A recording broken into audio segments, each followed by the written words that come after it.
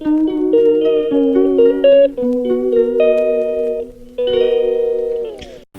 To my new vlog. આજે હું તમને એક વાર્તા કહી રહી છું. એ વાર્તા શું છે તમને ખબર છે? નથી ખબર તો પેલા એ છે કાલે નવરાત્રી સ્ટાર્ટ થાય છે અને એટલે આપણે નવરાત્રી કેમ ઉજવે છે એ હું તમારા આજ કહેવાનો છું. ચલો.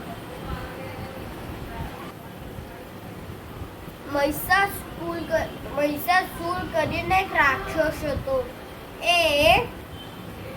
એનો રાવણ એના પૃથ્વીમાં લોકો અને દેવોના ઉપર ત્રાસ બહુ જ વધી ગયો હતો. એટલે દેવોને માતાજીની પ્રતીક્ષા કરી અને માતાજીની પૂજા કરી. એટલે માતાજી પ્રસન્ન થયા. અને પછી જ્યારે 9 દિવસ સુધી એને માતાને એને રાવજોએ રથ કર્યું. એટલે બહુ જ અલગ રૂપમાં.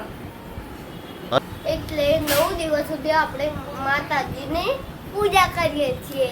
Bye guys. અને બીજું કારણ એ છે કે ભગવાન રામ એને 9 દિવસ સુધી ઉપવાસ કર્યો અને પછી 10મા દિવસે રાવણના જોડે ફાઇટ કરવા ગયા. એટલે આપણે માતાજીની પૂજા કરીએ છીએ, ગરબા ગાઈએ છીએ, બહુ જ બધું કરીએ છીએ. સારું લાગ્યું વાર્તા તો લાઈક કરજો, સબસ્ક્રાઇબ કરજો, શેર અને કમેન્ટ કરો. અને તમે બી નવરાત્રીના ઉપવાસ કરજો. તરફથી તમારા બધા ગાઈસને હેપી નવરાત્રી. મારા તરફથી મારા પરિવાર તરફથી તો જય માતા. રમવા જઈશ, મૂવી બધું રહેજો, ડેકોરેશન એટલે મેં મારા મિત્રોને એક ગબ્બર છે. એટલે હું કાલના બ્લોગમાં તમને દેખાડી બસ કઈ.